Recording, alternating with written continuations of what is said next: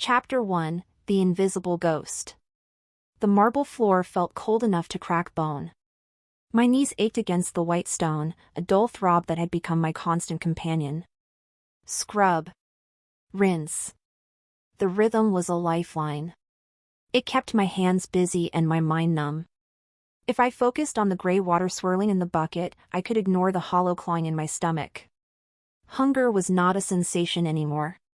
It was a living thing, a parasite eating me from the inside out. Above my head, crystal chandeliers chimed softly in the draft. The grand hall smelled of lemon polish and roasted venison. The scent was a cruel joke, a taunt designed to remind me of everything I could not have. I had not eaten a full meal in 3 days. Yet here I was, erasing the muddy boot prints of men who threw away more food than I would see in a lifetime. Loyalty is the backbone of this kingdom. The voice boomed from the alcove, thick with wine and arrogance. I froze. My brush hovered over a stubborn stain. The lower ranks serve because it is their nature, the Highborn continued. If they starve, it is because they lack the ambition to hunt. Laughter followed, light and bubbly like the champagne in their glasses. I bit the inside of my cheek until I tasted copper. Ambition did not fill a belly when the laws forbade us from hunting in the royal woods. Ambition was a death sentence for a servant with no pack and no name. I remained silent. Silence was my shield. Invisibility was my armor. If they did not see me, they could not hurt me.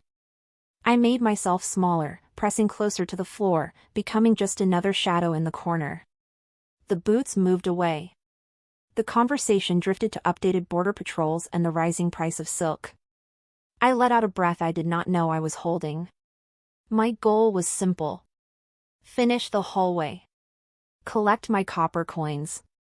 Buy a stale loaf of bread from the back of the bakery. Survive the night. I reached for the bucket, ready to move to the next slab of marble. Then the wind changed. The heavy oak doors at the end of the corridor cracked open to let a guard out. A draft swept in from the night, cutting through the perfume and the lemon polish. It hit the back of the throat like a physical blow. It was sharp. Metallic. Hot. It was not the smell of roasted meat or spilled wine. It was fresh blood. And it was coming from just outside the palace gates. My wolf stirred deep within my chest, a low rumble of warning that I ruthlessly shoved down. Not here. Not now. Curiosity killed the cleaner. But the scent was wrong. It wasn't the metallic tang of a deer or a rabbit. It was heavy, rich, and terrifyingly familiar. Wolf blood. Whatever was happening outside the gilded cage of the palace was not a hunt. It was a slaughter. And the screams were just beginning to bleed through the heavy wood. Chapter 2: Scraps for the Lost. The slums lay in the shadow of the palace walls, a sprawling tangle of rot and desperation. Here, the air did not smell of lemon or roast meat. It reeked of damp fur, refuse, and fear. I pulled my hood lower, clutching the small bundle of food against my chest. 3 pairs of eyes watched me from the darkness of a collapsed alleyway. They were glowing, amber and green, reflecting the distant moonlight. Nyra, a small voice whispered. A chaotic mop of hair popped out from behind a crate. You came. I always come, Gem. I knelt in the mud, unwrapping the cloth. Inside were the scraps I had managed to steal from the scullery bins, half a meat pie, some bruised apples, and the stale bread I had bought with my wages. It wasn't much. It was a feast to them. The children descended on the food with terrifying speed. Jem, the oldest at 10, shoved a piece of pie toward his younger sister before taking a bite himself. They were rogues. Outcasts. Children born without packs or abandoned because they were too weak. Just like me. Eat slow, I warned, my voice rough. You'll get sick. Did you bring the other thing? Jem asked, his mouth full. The story? I hesitated. My own stomach cramped, a sharp reminder that I had given away my dinner. Not tonight. It's dangerous tonight. Because of the soldiers? The little girl asked, clutching the apple. I stiffened. What soldiers? Big trucks, Jem said, swallowing hard. They passed by the main road. Lots of them. Smelled like ash. Ash. The scent of the king's elite hunters. They didn't patrol the slums unless they were looking for something specific. Or someone. My skin prickled. The blood I had smelled earlier at the palace gates, was it connected? Stay hidden, I ordered, standing up. Do not leave this alley. Do not shift. No matter what. Why don't you shift, Nyra? Jem asked, his eyes wide and innocent. You're big. You could fight them. The question hit me like a physical blow.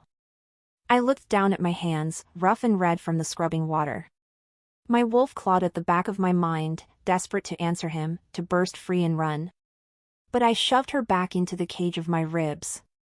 Shifting gets you killed, I said flatly. Being human keeps you invisible. Remember that. A low rumble vibrated through the ground. Headlights swept across the brick wall above our heads. A convoy. Not just trucks. Armored transports. They were moving fast, heading toward the north sector. Towards the orphanage. My heart hammered against my ribs. The north sector was empty, mostly abandoned warehouses. Why would the elite guard be speeding there in the middle of the night? Unless they weren't the only ones hunting tonight. Go, I hissed at the children. Deep into the tunnels. Now. They scattered like rats. I stayed behind for a second, watching the lights cut through the fog. The air grew heavy, charged with static. Something was coming. Something that would shatter the fragile peace of the slums. Chapter 3, The Silent Alarm. I moved through the shadows, retracing my steps toward the servants' entrance. My shift was over, but the unease in my gut refused to settle. The city felt like a bowstring pulled too tight.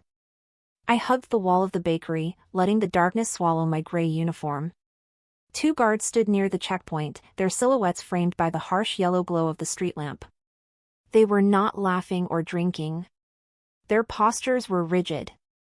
Hands hovered near the silver blades strapped to their waists. Intel says tonight, one murmured. His voice was low, barely audible over the wind.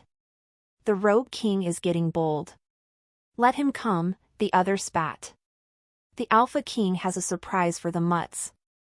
I pressed myself flat against the brick. Rogue King?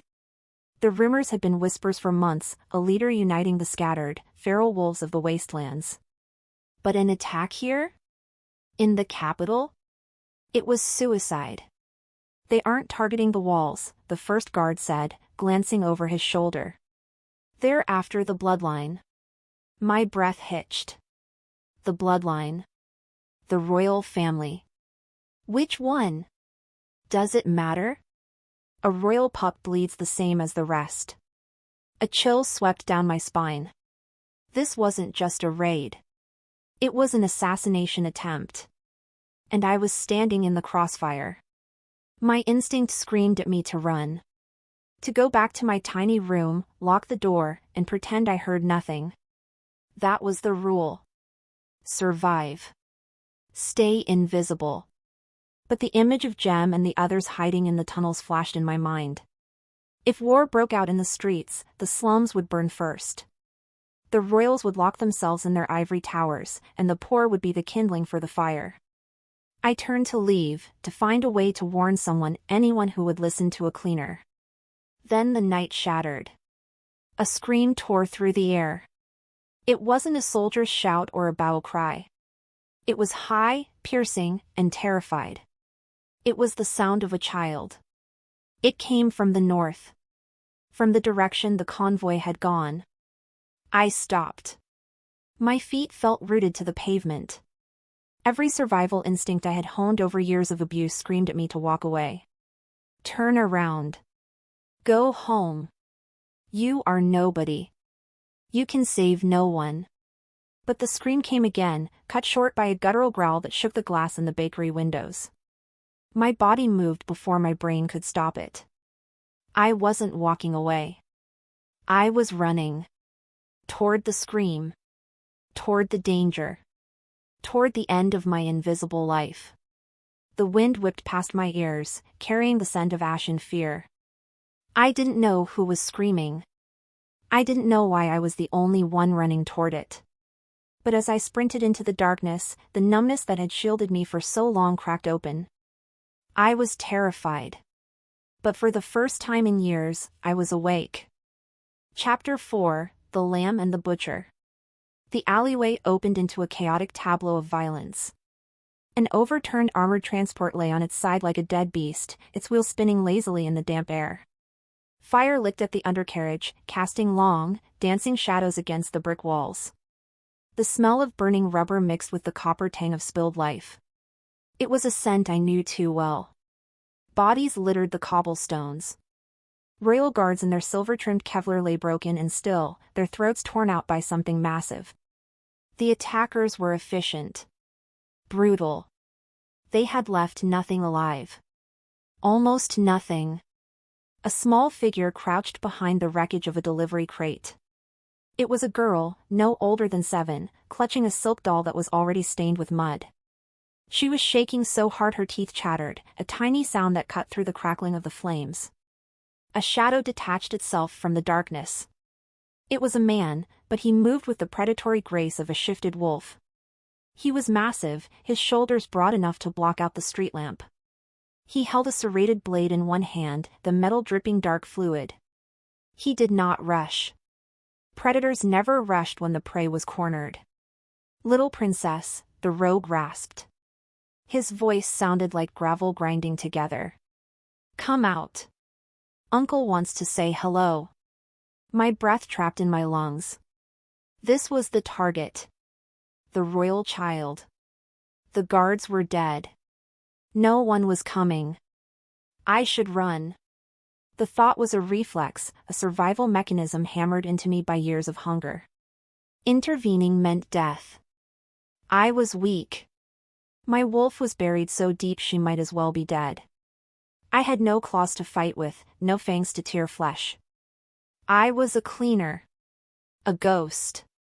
The rogue took another step. The girl whimpered. That sound shattered my hesitation. I scanned the ground.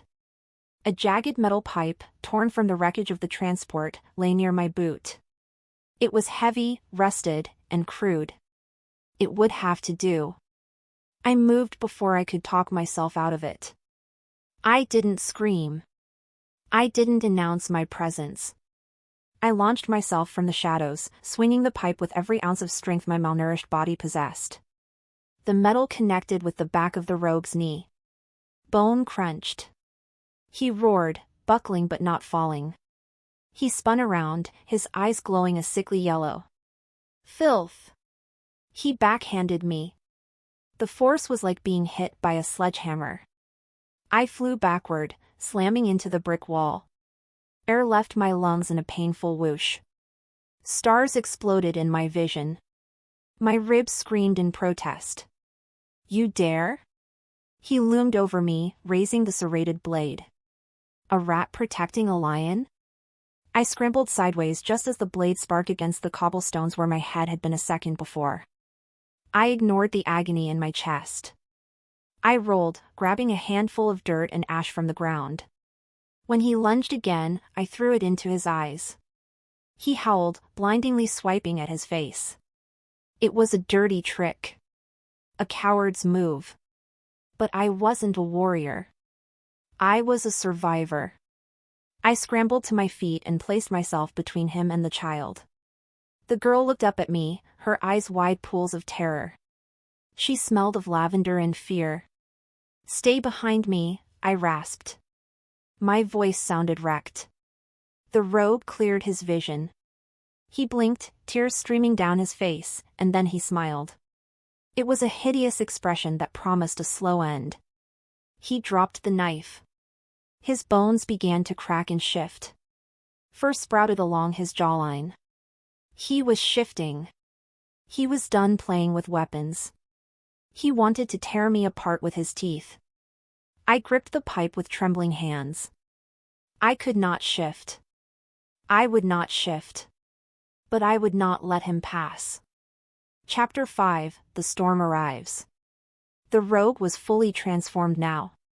A massive gray wolf stood before me, snarls vibrating deep in his chest. Saliva dripped from jaws that could crush a skull like a grape. He crouched, muscles coiling for the kill. I braced myself. This was it. I would die in a dirty alley, defending a child who would probably forget my name by morning. At least I wouldn't die on my knees scrubbing floors. The wolf launched. I raised the pipe, a futile gesture against 400 pounds of muscle. Then the air pressure dropped. A blur of midnight black slammed into the gray wolf midair. The impact shook the ground. The sound of snapping bone echoed off the walls, sickening and loud. I stumbled back, shielding the girl from the spray of blood. Two beasts rolled across the pavement, a tangle of fur and fury. The new arrival was gigantic, a black wolf with silver markings rippling along his flank. He moved with a terrifying precision. There was no wasted movement. No hesitation. He buried his fangs into the rogue's neck and tore. It was over in seconds. The gray wolf went limp. The black wolf stood over the carcass, chest heaving, blood that wasn't his dripping from his muzzle. He turned his head.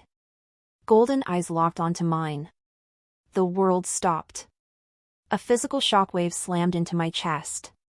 It wasn't pain. It was a tether, snapping into place with the force of a gravity shift. My knees gave out. I slumped against the wall, gasping for air that suddenly felt too thin. Mate. The word whispered through my mind, ancient and undeniable. My buried wolf woke up, scratching at the cage of my ribs, howling for him. No. No. No. The black wolf stared at me, freezing in place. His ears twitched. He sensed it too. The hostility in his posture vanished, replaced by a rigid, confused intensity. He stepped back, his form shimmering. The sound of bones reshaping filled the silence. In his place stood a man. He was tall, built like a mountain range, with dark hair plastered to his forehead by sweat and rain. His face was sharp angles and hard lines, beautiful in a way that promised destruction.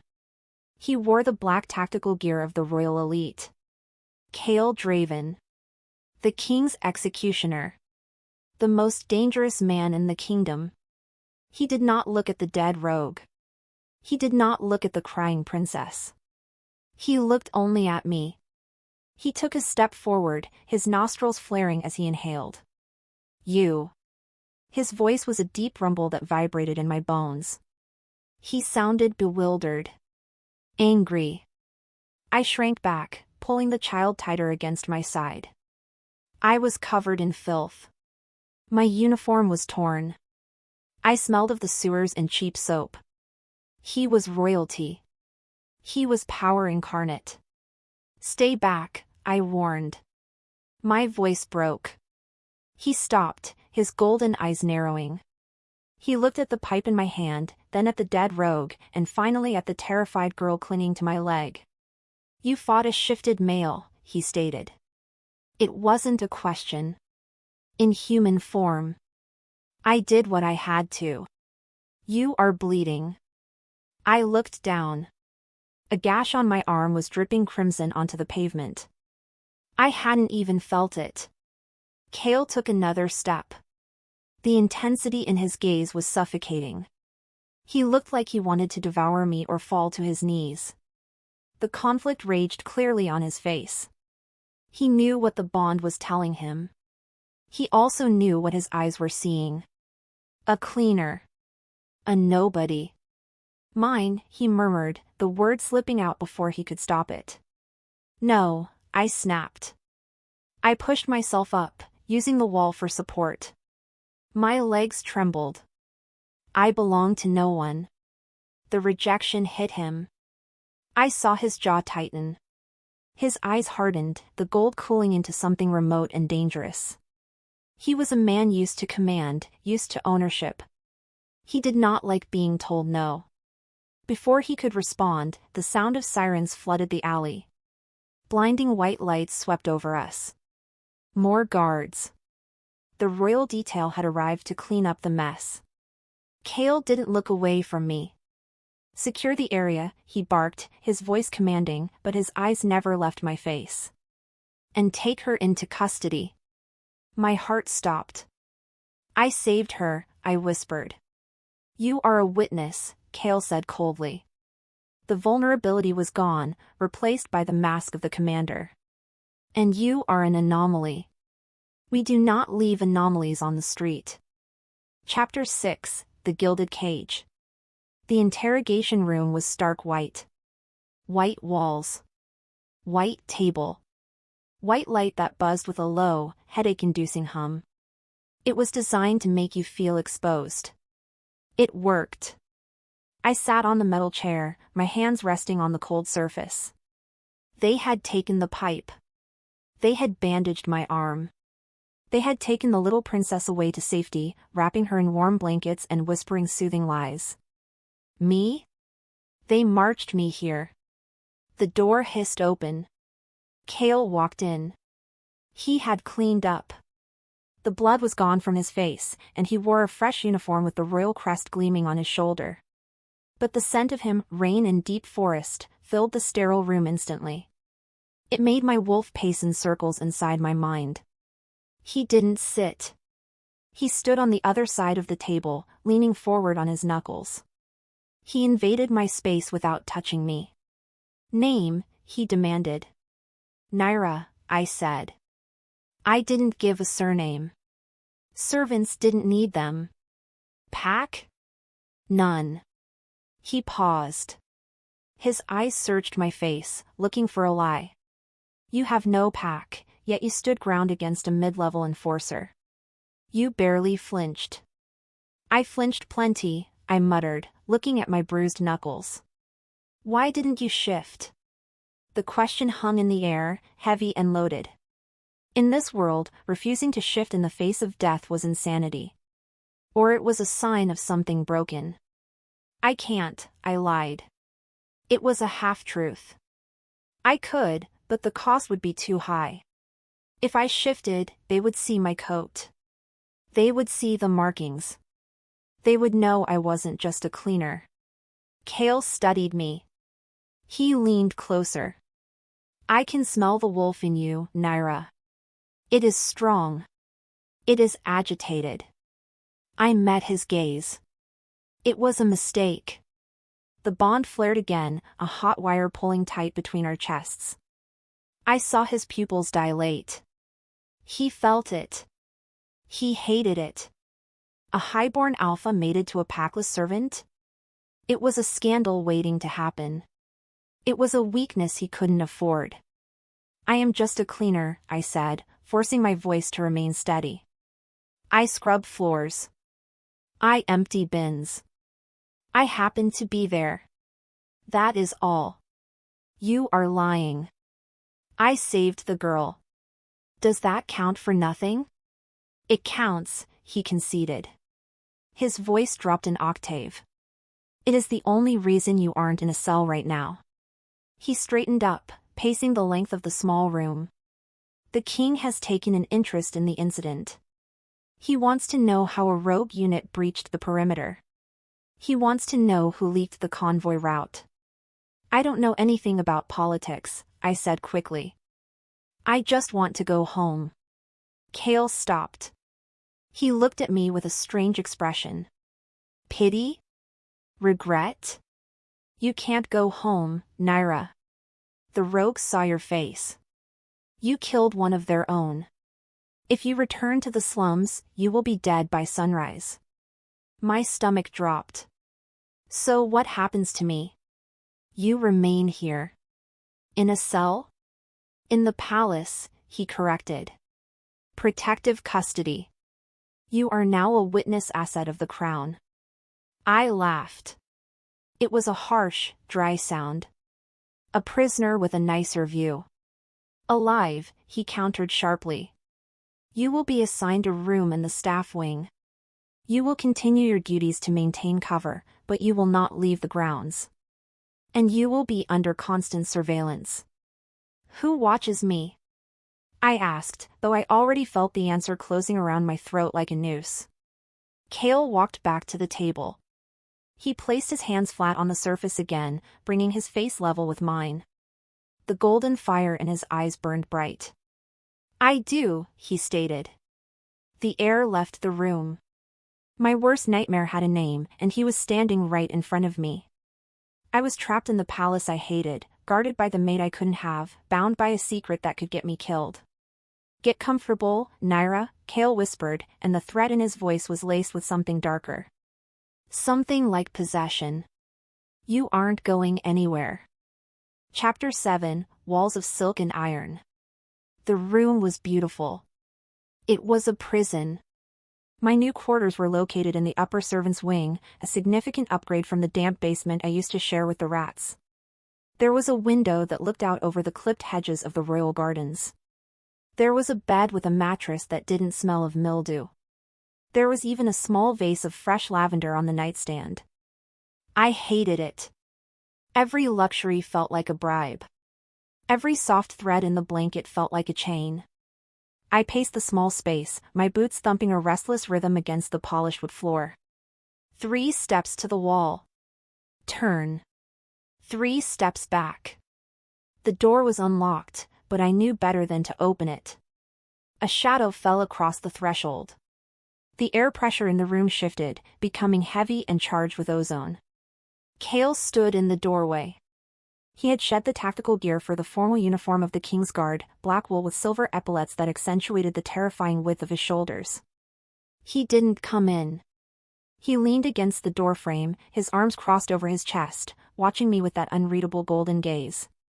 You are pacing, he observed. His voice was low, a rumble of thunder trapped in a canyon. I am trapped, I shot back. I didn't stop moving. Animals pace when you put them in cages. You should know that, executioner. You are safe here. I was safe in the shadows. I stopped, turning to face him. The mate bond pulled at my chest, a physical hook trying to drag me toward him. I planted my feet, resisting the urge to close the distance. Now I am a target.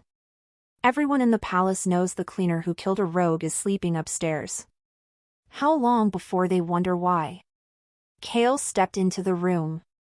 The door clicked shut behind him. The sound was soft, but it echoed like a gunshot in the silence. The space suddenly felt very small. Let them wonder, he said. He moved closer, his scent of rain and pine overwhelming the lavender. They fear me more than they are curious about you. And who protects me from you? The question slipped out before I could check it. He froze.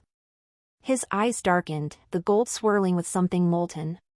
He reached out, his hand hovering inches from my face. He didn't touch me. The heat radiating from his palm scorched my skin. I am the only thing standing between you and the council, he said, his voice rough. If they knew what you were to me, Nyra, they would not kill you. They would use you. My breath hitched. He acknowledged it. The bond. The connection. He wasn't denying it anymore. He was admitting it was a weapon. Then let me go, I whispered. I can't. He dropped his hand, his jaw tightening. The king has ordered your protection. And my wolf. He stopped, looking away. My wolf would tear this castle apart if you left. He turned sharply, marching back to the door.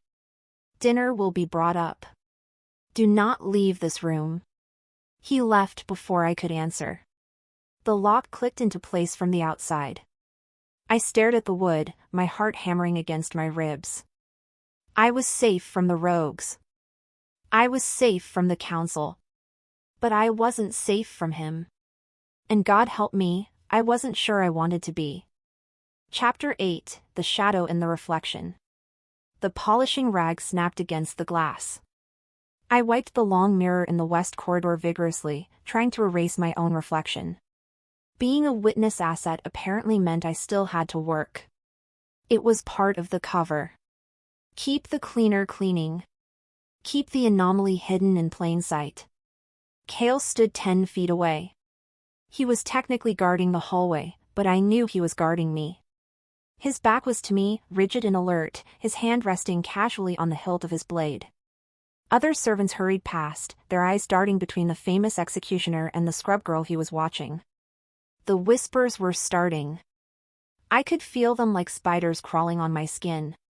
"Miss," a voice said behind me. I turned. A young footman held out a silver tray.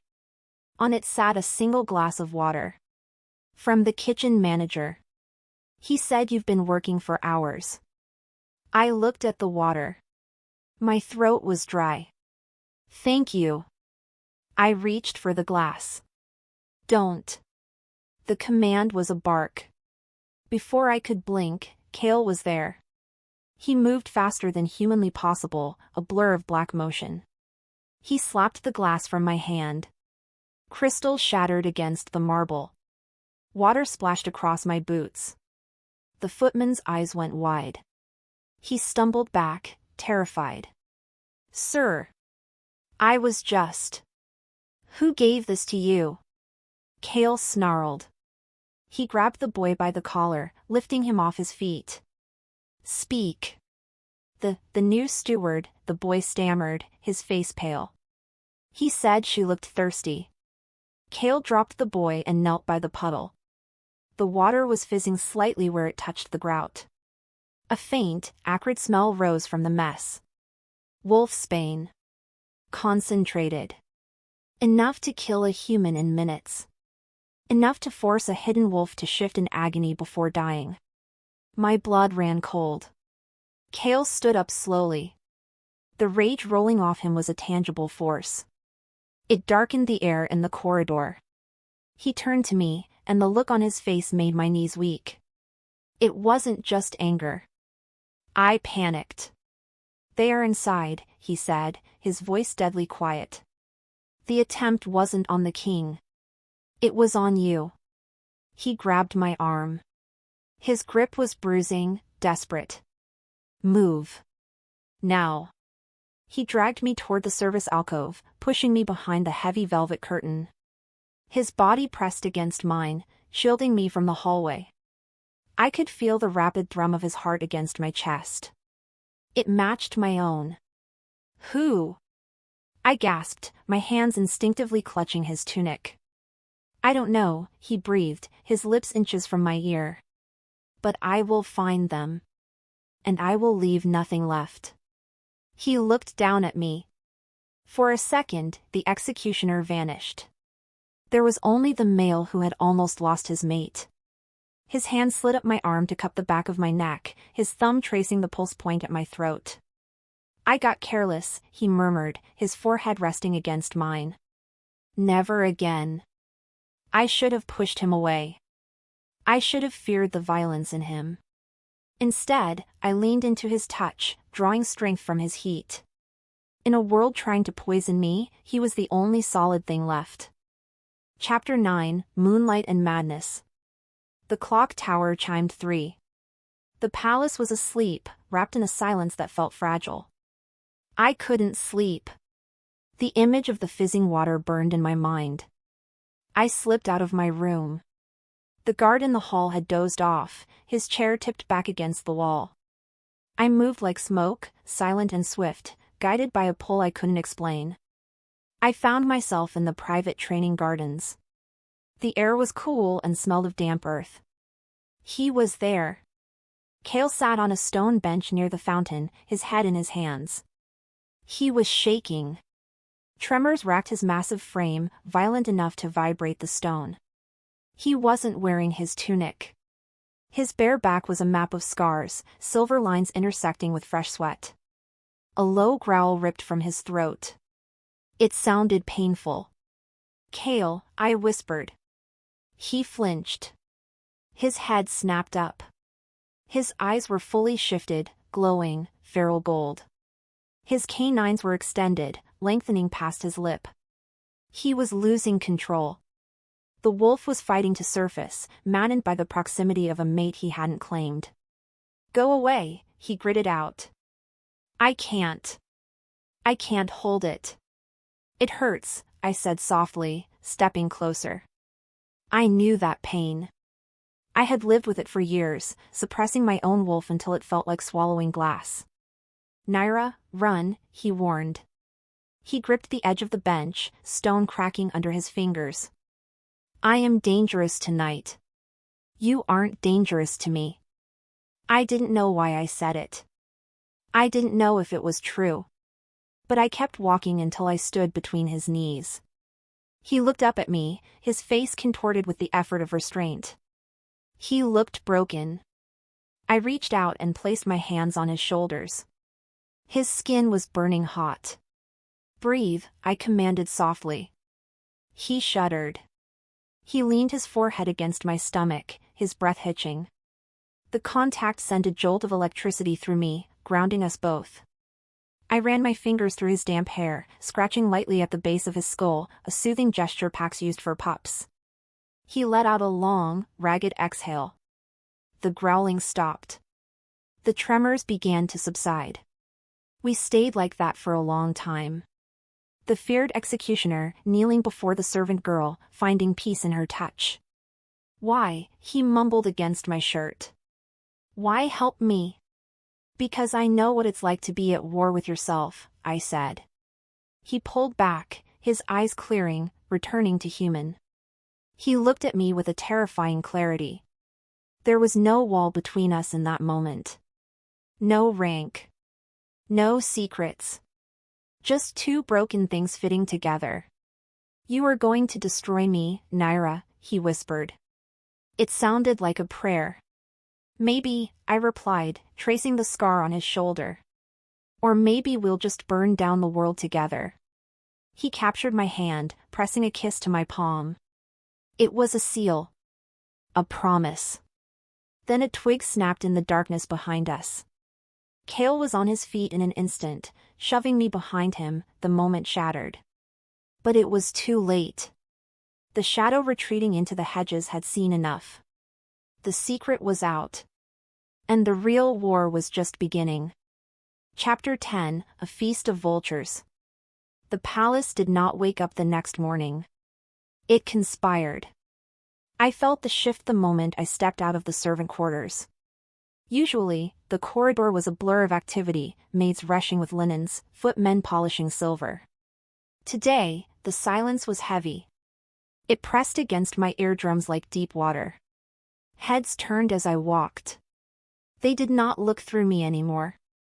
They looked at me. The gaze of the court was a physical weight. It felt like 1,000 tiny hooks sinking into my skin, pulling, tearing, testing for weakness. I kept my eyes on the floor, clutching my bucket as if it were a weapon. "That's her," a whisper snake-walked through the air. It came from a cluster of kitchen maids huddling near the pantry. The stray the executioner was holding. "She doesn't look like much," another replied, her voice dripping with acidic amusement. "A gutter rat in a stolen uniform." I grit my teeth. The secret from the garden had not just leaked. It had flooded. I reached my station in the East Wing gallery. My hands shook as I dipped the rag into the soapy water. The water was cold. My blood was colder. I scrubbed a spot on the wainscoting that was already clean, desperate to look busy. Desperate to disappear. But invisibility was a luxury I had lost. A shadow fell over me. It was not Kale. "You missed a spot." I looked up. Lady Celine stood above me. She was the daughter of the beta of the Southern Pack, beautiful, sharp, and cruel. She wore silk the color of dried blood. Her smile did not reach her eyes. "My apologies, my lady," I murmured, reaching to wipe the imaginary dust. Her heel came down on my hand. Pain shot up my arm, sharp and blinding. I choked back a cry, refusing to give her the satisfaction. She ground the stiletto point into my knuckles, her eyes bright with malice. "Do not mistake his pity for affection, little rat," she hissed. She leaned down, her perfume smelling of overly sweet jasmine and rot. Kale Draven breaks things. He does not keep them. You are just a crack in the porcelain that he will smooth over when he gets bored. She lifted her foot. My hand was throbbing, the skin broken and weeping red. Clean that up, she commanded, gesturing to the blood on her shoe. And try not to stain the floor. She walked away, her laughter echoing down the gallery. I stared at my hand. The physical pain was grounding. It was real. It was manageable. The words were the true poison. Pity. Was that all it was? The moment in the garden, the heat of his skin, the desperation in his voice, was it just the biological trick of the bond confusing a prince for a man? I wiped the blood from the floor. My heart hardened in my chest, turning into a cold, heavy stone. I would not hope. Hope was dangerous. Survival required numbness. The heavy oak doors at the end of the gallery groaned open. The king's herald stepped out, his staff striking the floor 3 times. All staff to the throne room, he bellowed. Attendance is mandatory. My stomach dropped. Mandatory attendance for cleaners meant one thing. An execution. Or a public example. I stood up, cradling my injured hand. The air tasted of ozone and impending violence. The storm Kale had promised was here. Chapter 11, The Silver Lie. The throne room was a cavern of gold and obsidian. The Alpha King sat on the raised dais, a figure of terrifying stillness. He was old, but it was the kind of age that hardened oak into iron. His power rolled off him in waves, suffocating and dense. Hundreds of courtiers lined the walls. Servants were corralled into the back, a gray mass of trembling bodies. I stood in the rear, hiding behind a tall footman. Kale stood in the center of the room. He looked different today. The vulnerability of the garden was gone. The man who had rested his forehead against my stomach had vanished. In his place stood the executioner. His posture was rigid. His face was a mask of cold indifference. He did not look at the crowd. He did not look for me. Rumors are a disease, the king spoke. His voice was not loud, but it carried to every corner of the vast hall. They rot the foundation of the pack. They suggest weakness where there is only strength. The king stood. He descended 1 step. The court whispers that my executioner has been compromised. That he harbors affection for a servant. That he has found a mate in the dust. A ripple of nervous energy moved through the room. I stopped breathing. Kale, the king said. Speak. Kale raised his head. His golden eyes were flat. Dead. There is no mate, Kale said. His voice was steady. It did not waver. The bond is a biological error. A misfire. The words hit me like a physical blow to the chest. The room spun. And the girl, the king pressed. The witness. Kale shrugged. It was a casual, dismissive gesture that shattered me more than a shout would have. She is a tool. Useful for the investigation. Nothing more. Nothing more, the king repeated. He smiled. You would not object if she were reassigned? Or removed, once her utility expires. The silence stretched. It was thin and brittle. I watched Kale's hands. They were clenched at his sides, the knuckles white. But his face remained stone. Do as you wish, my king, Kale lied. She means nothing to me. The world tilted on its axis. The stone in my chest cracked. I knew why he said it. My brain knew. He was distancing himself to remove the target from my back. If I was nothing, I was not leverage. If I was nothing, the king had no reason to hurt me to get to him. It was a strategic move. It was a tactical lie. But my heart did not understand tactics. My wolf did not understand strategy. She only heard the rejection. Public. Cold. Absolute. She means nothing. The court relaxed. Tension drained from the room. The king looked pleased. He waved a hand, dismissing the matter as a trivial misunderstanding. I turned around. I pushed through the crowd of servants. I needed to get out. I needed air. The golden light of the throne room felt like fire. I stumbled into the corridor, gasping, tears burning my eyes but refusing to fall. He was right. Power chose itself. Always. I was a fool for thinking I could be the exception.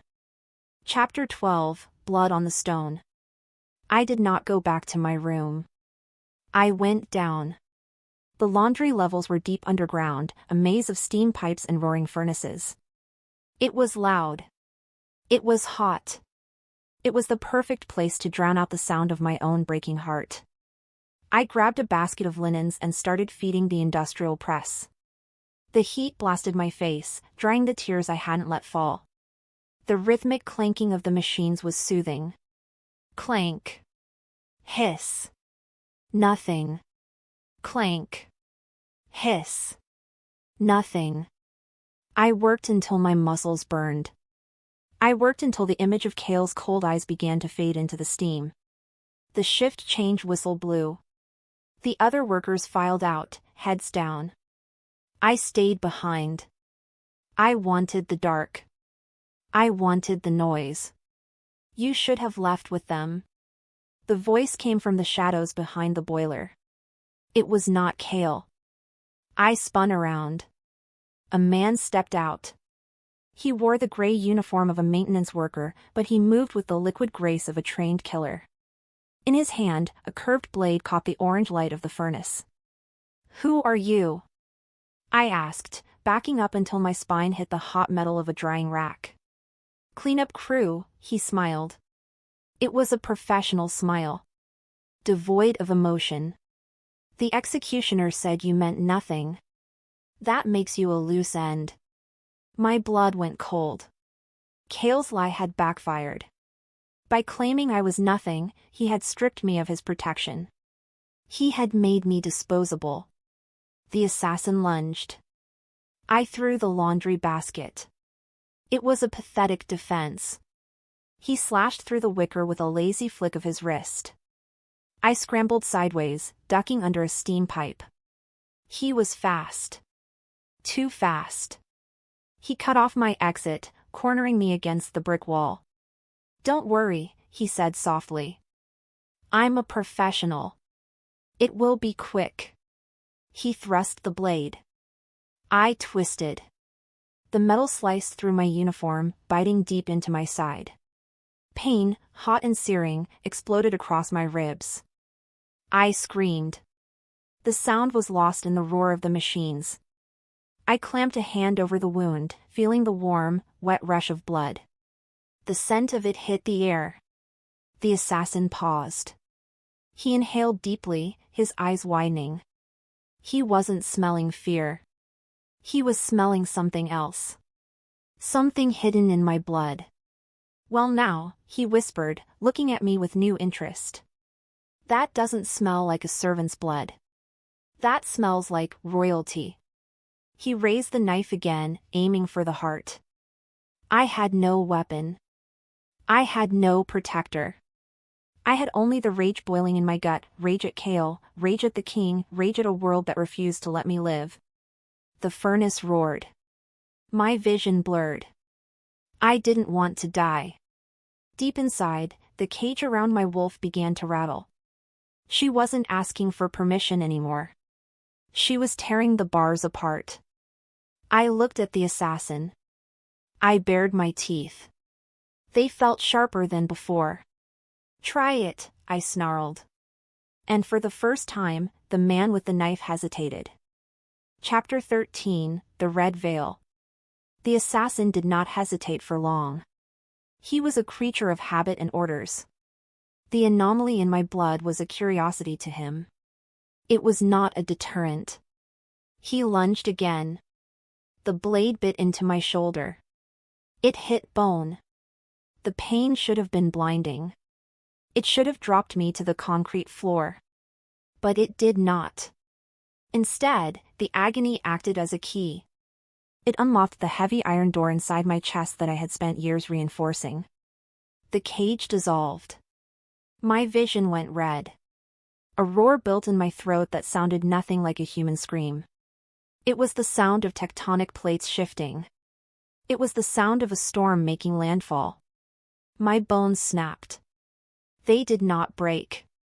They rearranged. The assassin stumbled back. His professional mask cracked. He was watching a girl turn into a monster. I did not shrink. I grew. The gray uniform shredded as muscle expanded and fur erupted from my skin. It was not the patchy, starved coat of a rogue. It was thick. It was lustrous. It was white as blinding snow. The man scrambled for his dropped knife. He was too slow. I was on him. My claws were obsidian hooks. They tore through his gray tunic like paper. The heat of the furnace was nothing compared to the fire in my veins. I pinned him to the floor.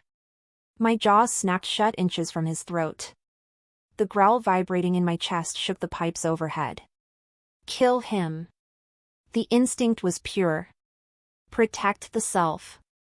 Stand down. The command hit me like a physical wall. It carried the weight of alpha authority. It forced my head up. The laundry room doors had been blown off their hinges. Standing in the steam, flanked by 6 elite guards, was the king. He was not looking at the dead assassin. He was looking at me. His face was pale, drained of all color. The terrifying stillness of the throne room was gone. His hands were shaking. I snarled at him. I did not recognize him as king. I recognized him as threat. Impossible, the king whispered. He took a step forward, ignoring the guards who moved to intercept. That coat. That scent. I backed away, bristling. The white fur stood on end. I was cornered. I was bleeding. And the most powerful alpha in the continent was blocking my exit. Subdue her, the king ordered. His voice was hoarse. Do not use silver. Do not use force. If you scratch her skin, I will have your heads. The guards hesitated. They looked at the white wolf, then at the king. They did not understand. I did not wait for them to figure it out. I launched myself at the ventilation grate high on the wall. I hit the metal with the force of a battering ram. It buckled. I scrambled up, claws gouging into the brick, desperate for the dark. Desperate for the cold air of the night. Nyra! The name froze me. It wasn't the king. Kale stood in the shattered doorway. He had arrived seconds too late. He saw the blood on the floor. He saw the white wolf perched on the pipes. And for the first time since I had met him, the executioner looked terrified. Chapter 14, The Sovereign Blood. I woke up in silk. The transition from the hard concrete of the laundry room to the softness of the bed was disorienting. My body ached. It was a deep, marrow-level ache that spoke of a forced shift and rapid healing. I sat up, clutching the velvet sheets to my chest. This was not the servants' quarters. This was the royal wing. The room was vast, draped in gold and crimson. A fire crackled in a hearth large enough to roast a whole ox. Standing by the window, staring out at the rain, was the Alpha King. You have your mother's temper, he said without turning around. I stiffened. I don't have a mother. I don't have a father. I have a mop and a bucket. The king turned. He looked older than he had in the throne room. The lines around his eyes were deep trenches of grief. He held something in his hand. A shard of glass from a broken vial. We tested the blood you left on the pipe, he said. He walked toward the bed. He did not bow. He did not command. He moved with a hesitant reverence. It matches the sample in the royal archives. The sample taken from the queen 20 years ago before she vanished. My heart hammered a frantic rhythm against my ribs. No. You are not a cleaner, Nyra. You are not a nobody. He stopped at the foot of the bed. His golden eyes, the same shade as mine, locked onto my face. You are the lost heir. You are the Alpha Prime. The heir left the room. I laughed. It was a jagged, hysterical sound. You let me starve. The king flinched. I scrubbed your floors, I said, the anger rising like bile. I ate scraps from your bins. I watched your nobles kick children in the street. You built a world where strength is everything and mercy is weakness. And now you want to claim me? We looked for you, he whispered. 4 years. You didn't look in the slums, I spat. Because you didn't think anything of value could survive there. The door opened. Kale walked in. He stopped dead when he saw me sitting up. His gaze swept over me, checking for injuries, desperate and hungry. But he stopped at the threshold. He did not cross it. The dynamic had shifted. The air between us was no longer charged with the forbidden heat of a guard and a servant. It was cold. It was formal. He bowed. He actually bowed. Princess, Kale said. The word was a stone dropping into a well. I looked at him. I looked at the man who had held me in the garden and then discarded me in the throne room. The man who had called me nothing. Get out, I said. The king stepped forward. Nyra, he protected you. He lied to the court to keep the target off your back. I know why he did it, I said, my voice shaking. I understand the strategy. It was smart. It was tactical. I looked Kale in the eye. But it proved one thing. You were ashamed of me when I was a cleaner. You only kneel now because I have a crown. Kale flinched as if I had struck him. He straightened, his jaw working. That is not true. Isn't it?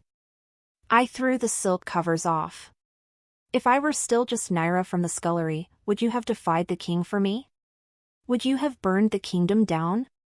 Or would you have let me stay a secret forever? He did not answer.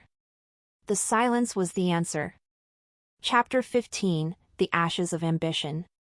The rain lashed against the balcony doors. I stood fully dressed in the clothes they had left for me, trousers of fine wool and a tunic embroidered with the royal crest. They fit perfectly. They felt like a costume. The king sat in the armchair, watching me. Kale stood by the door, a sentinel guarding a treasure he had already lost. The council is assembling, the king said. We must present you. The succession must be secured. There will be no presentation, I said. I walked to the balcony doors and threw them open. The wind howled into the room, wet and wild. It smelled of freedom. It smelled of the wet pavement where I used to sleep. You cannot leave, Kale said. He stepped forward, panic cracking his composure. The rogue faction knows who you are now. The assassin sent a signal before you killed him. If you step outside these walls, you are prey. I have always been prey, Kale, I said, turning to face him. The only difference is that now the wolves wear silk. Nyra, please. He reached out. Let me explain. Let me fix this. You broke it, I said simply. You broke it the moment you decided my safety was more important than my dignity. I looked at the king. I do not want your throne. I do not want your power. It is wrought painted in gold. Keep it. You cannot run from your blood, the king warned. His voice hardened. You are an alpha. You have a duty to the pack. My pack is in the slums, I replied. My pack is the children you forgot. I am going back to them. I stepped onto the balcony. The drop was 50 feet to the garden below. For a wolf, it was nothing. Nyra! Kale lunged. I didn't look back. I vaulted over the railing. The air rushed past me. I shifted mid-fall. The change was smoother this time, welcomed by a body that finally remembered what it was. I landed on the wet grass on 4 paws, the impact jarring but manageable. The white wolf shook her coat. I looked up at the lighted window. Kale was gripping the railing, his face a mask of devastation. The king stood behind him, a shadow in the light. I turned toward the gate. I was powerful now. I was royal. I was the strongest thing in the city. But as I ran toward the darkness of the slums, the question that had haunted me my entire life rang louder than ever. They want the queen. They want the wolf. But does anyone want the girl? I howled. It was a lonely, mournful sound that silenced the city. Then I vanished into the night, leaving the crown and the mate behind in the dust. The war they feared was coming. But I would not fight it for them. I would fight it for myself. Chapter 16, The Teeth of the Trap. The slums did not welcome me back. They felt different. The shadows that used to be my friends now felt like mouths waiting to snap shut. Rain turned the dirt streets into rivers of black sludge that sucked at my boots with every step. I kept my head down. I pulled the hood of the stolen cloak tight. I reached the alley where I had left Jem and the others. It was empty. The crate they used for shelter was overturned. A single, muddy shoe lay in the center of a puddle. Panic, cold and sharp, spiked in my chest. I dropped to my knees. The scent here was old, stale. They had been gone for hours. Looking for the runts? The voice came from the roof above. It wasn't the police. It wasn't the royal guard. It was a sound like rusted metal dragging over gravel. I spun around. Shapes detached themselves from the darkness. Men. Women. They wore the mismatched leather and rags of the unbound, rogues who rejected all laws. But they weren't starving. They were armed. A massive figure dropped from the fire escape, landing heavily in the mud. He straightened up, towering over the others. His skin was mapped with scars, and his left eye was milky white. Silas. The rogue king. I told you they were gone, Silas grinned. His teeth were filed to points. We moved them to the fighting pits. Little ones fetch a good price in the borderlands. Where are they? I snarled. The white wolf surged under my skin, eager to tear him apart. Forget them, Silas chuckled. He circled me, sniffing the air. You smell expensive, little ghost. You smell like the palace. And underneath that, you smell like pure power. I backed up. My heel hit a wall. I was trapped. I am not your enemy, I said, my voice vibrating with the growl I was holding back. I hate the crown as much as you do. Do you? Silas stepped closer. He pulled a silver chain from his pocket. It glinted in the weak street lamp light. Because the word on the street is that the Alpha King is turning the city upside down looking for a lost white wolf. He put a bounty on you that could buy this entire district. Betrayal tasted like ash on my tongue. I had come back here to save my people. To find my real family. But there was no family here. There was only hunger. And hunger made people sell anything. Even their own kind. I won't go back, I warned. I let the shift take my eyes. Gold fire illuminated the alley. Silas didn't flinch. He laughed. Oh, I'm not selling you to the king, princess. I'm going to breed you. A line of alpha killers? That's worth more than gold. He snapped his fingers. Nets dropped from the rooftops. They were weighted with lead and woven with silver wire. They hit me before I could move. The silver burned on contact, sizzling against my skin like acid. I screamed.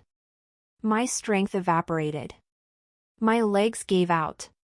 Silas grabbed my hair, yanking my head back. Welcome home, Your Highness. Chapter 17, The Kneeling God. I woke up in a cage suspended over a dark, churning river. The warehouse was vast, smelling of industrial rot and damp fur. Below me, the water rushed by, black and fast. Chains dug into my wrists, the silver biting deep, keeping my wolf sedated and sick. Silas sat on a throne made of car parts and scrap metal. He was sharpening a knife, watching me swing. Comfortable? He asked. I didn't answer. I focused on breathing. Every inhale felt like inhaling glass. Then the warehouse doors blew inward. The metal groaned and twisted, flying off the hinges. Dust billowed. Through the haze, a single figure walked in. He didn't run. He didn't shout. He walked with a terrifying, silent purpose. Kale. He was alone. No guards. No backup. He wore his black combat gear, but he had left his weapons at the door. He stopped in the center of the room, his golden eyes locking onto my cage. Let her down, Kale said. His voice was calm. It was the calm before a tsunami. Silas laughed. He stood up, gesturing to the 50 armed rogues surrounding him. The executioner. All alone. Did Daddy King cut you loose? This isn't about the king, Kale said. He didn't look at the rogues. He looked at the silver chains digging into my skin. I saw a muscle feather in his jaw. Let her down, Silas. And I will let you live. You're in no position to bargain, Silas spat. He signaled his men. They raised crossbows loaded with silver bolts. You take one step, and I drop her into the river. The current will pull her under before you can blink. Kale stopped. He looked at the water. He looked at me. What do you want? Kale asked. I want to see the high and mighty royal kneel, Silas sneered. I want the king's dog to beg. Don't do it, I rasped. My voice was weak, barely a whisper. Kale, don't. He was the strongest male in the kingdom.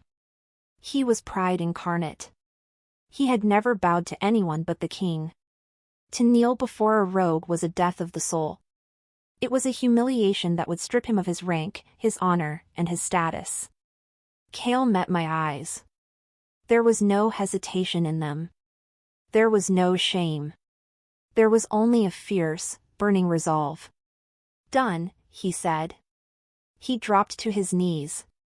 The sound of his impact on the concrete echoed through the silent warehouse. He bowed his head. He placed his hands on the ground, exposing his neck, the ultimate sign of submission. I beg you, Kale said clearly. Release her. Silas howled with laughter. The rogues jeered. I stared, my heart breaking into 1,000 pieces. He wasn't doing this for the princess. He was doing this for the cleaner. He was trading his power for my life. Pathetic, Silas grinned. He raised his hand. Kill him. Chapter 18, The Void. The bolts flew. Kale moved. He didn't rise. He launched himself from his knees, a blur of black violence. He wasn't submitting. He was coiling. The first bolt grazed his shoulder. The second missed. He was under the guard's reach before the man could reload. Kale tore the rogue's throat out with his bare teeth. Chaos erupted. I swung helplessly in the cage, watching the man I loved turn into a storm of death. He was outnumbered 50-1. It didn't matter. He fought like a demon. He fought like a man who had nothing left to lose but the woman in the cage. Blood sprayed the concrete. Kale took hit after hit. A knife to the ribs. A club to the skull. He didn't stop. He was a machine fueled by desperation. Drop her. Silas screamed, realizing his men were losing. He lunged for the release lever. Cale threw a knife. It wasn't his. He had pulled it from his own body. The blade took Silas in the eye. The rogue king fell backward, dead before he hit the floor. But his hand struck the lever on the way down. The gears shrieked. The chains snapped. My cage plummeted. I hit the water. The cold was a shock that stopped my heart. The cage was heavy. It sank like a stone, dragging me down into the darkness.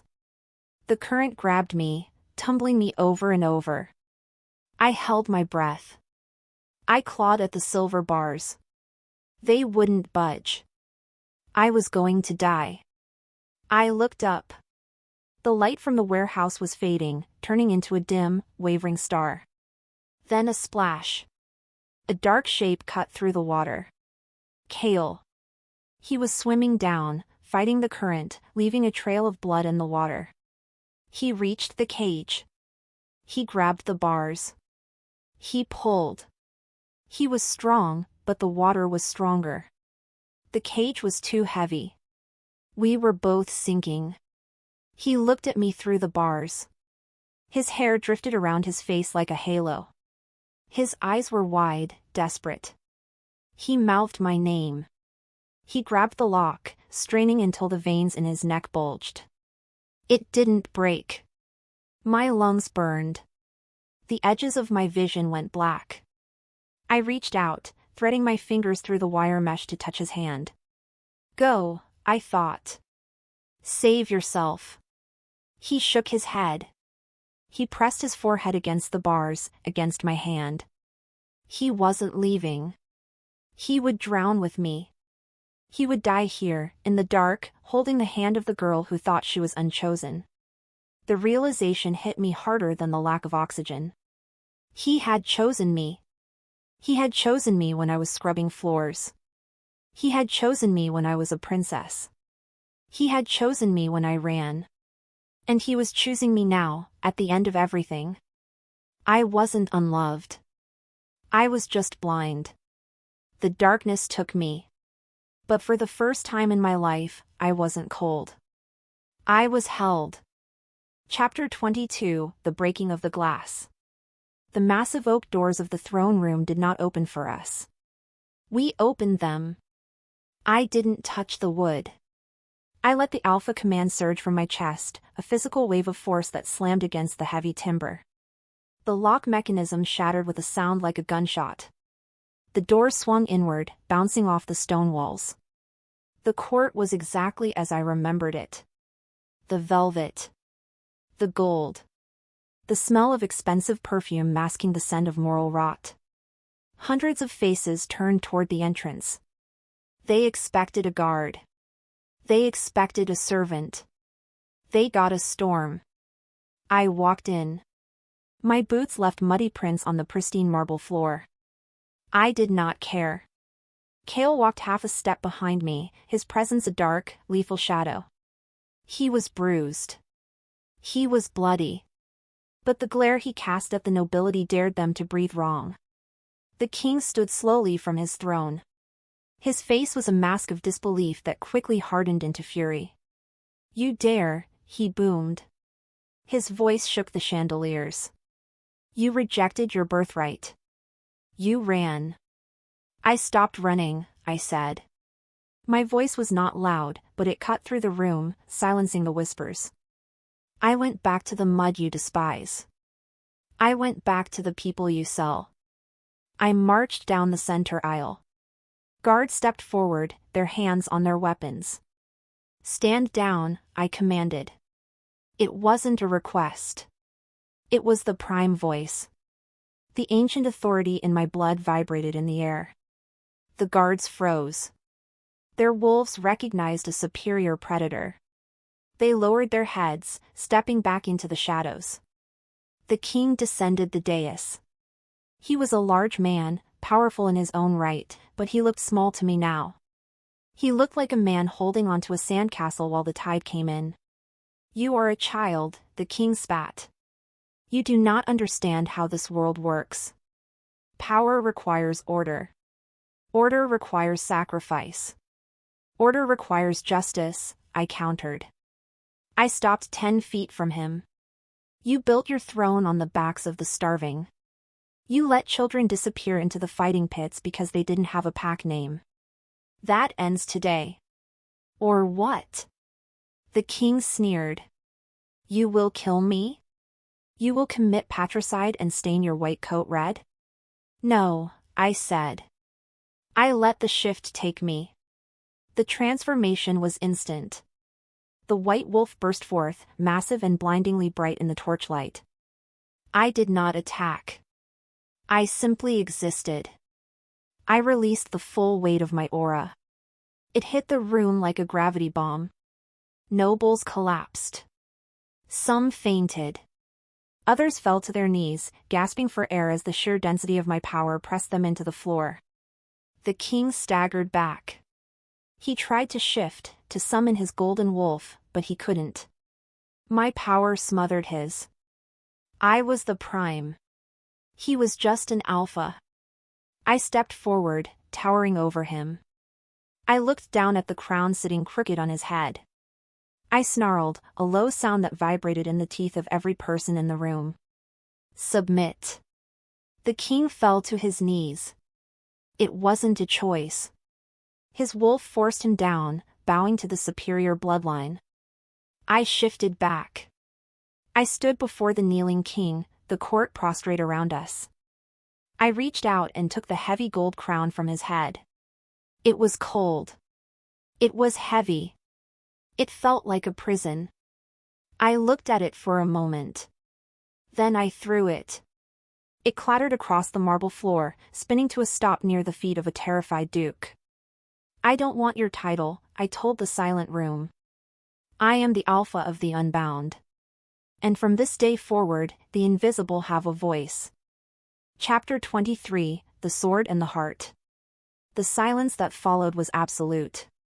The king remained on his knees, broken not by violence, but by the undeniable truth of biology. He had lost. The pack had a new leader, even if she refused the title of queen.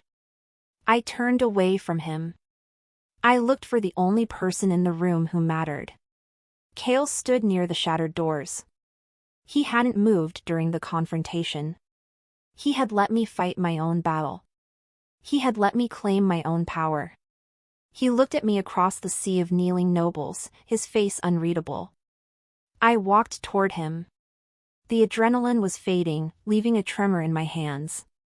The reality of what I had done was crashing down. I had dismantled the government in 5 minutes.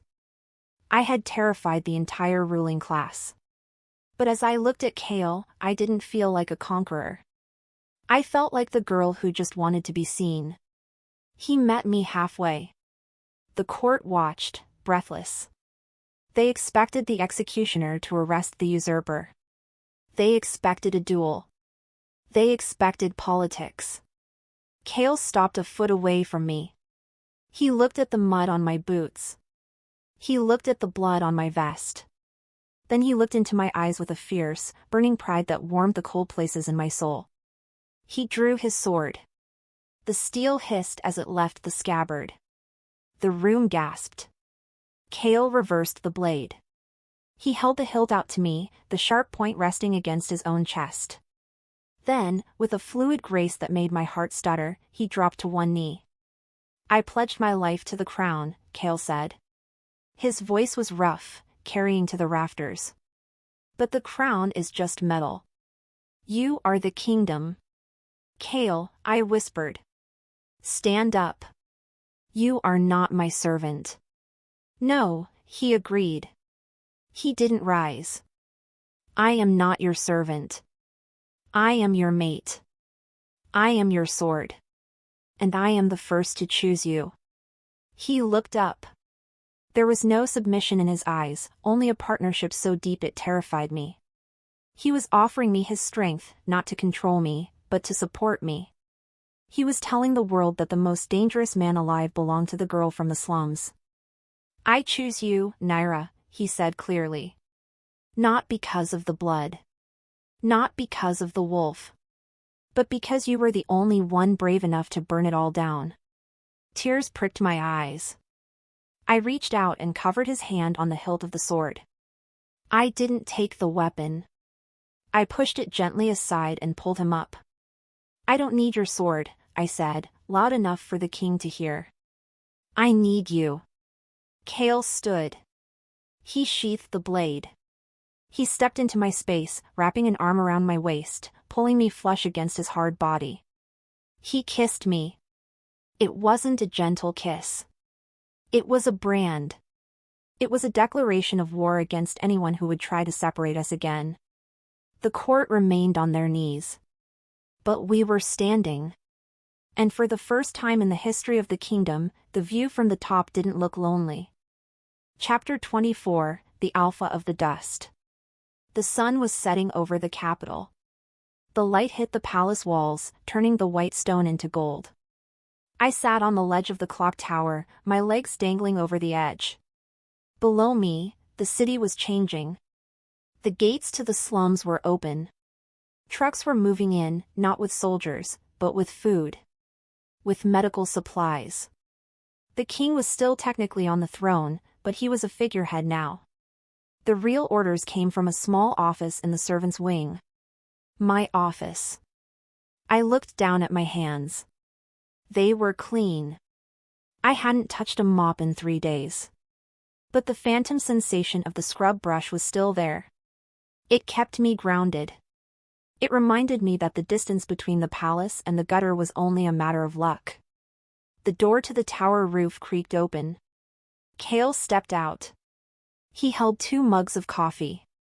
He wasn't wearing his uniform. He wore a simple black shirt and jeans. He looked younger. Lighter. You're hiding, he said, handing me a mug. I'm thinking, I corrected. I took a sip. It was hot, strong, and sweet. They want me to wear a tiara for the portrait tomorrow. I told them I'd eat it. Kale chuckled. He sat down next to me, his shoulder pressing warmly against mine. You'd look good in a tiara. But you look better in that. He tugged at the collar of my simple gray tunic. It was similar to my old uniform, but made of better material. It was my choice. I refused to wear the silks of the people who had starved me. Do you regret it? I asked. I looked at the city lights flickering on. You gave up being the king's right hand to be the boyfriend of a revolutionary. I was never the king's right hand, Kale said softly. I was his weapon. I was cold steel. He reached out, taking my hand. His thumb traced the scars on my knuckles. You made me human again, Nyra. I don't regret a second of it. I leaned my head on his shoulder. The core question that had haunted me for 20 years floated to the surface of my mind. If I was never chosen when I was powerless, will love still choose me when I am powerful? I looked at Kale. I looked at the open gates below. I looked at the white wolf resting peacefully in my soul. The answer wasn't yes or no. The question was wrong. I hadn't needed to be chosen. I needed to choose myself. I needed to stop waiting for permission to exist. The power didn't make me worthy. The crown didn't make me worthy. The scrubbing brush didn't make me unworthy. I was Nyra. I was the dirt and the diamond. I was the hunger and the feast. They call you the alpha of the invisible down there, Kale said, pointing to a group of robed children running through the market square, laughing. Let them call me whatever they want, I said, closing my eyes and listening to the heartbeat of the city. As long as they see me. I see you, Kale whispered. He kissed the top of my head. I always have. The wind blew, carrying the scent of rain and change. I didn't shiver. I wasn't cold anymore. I was home.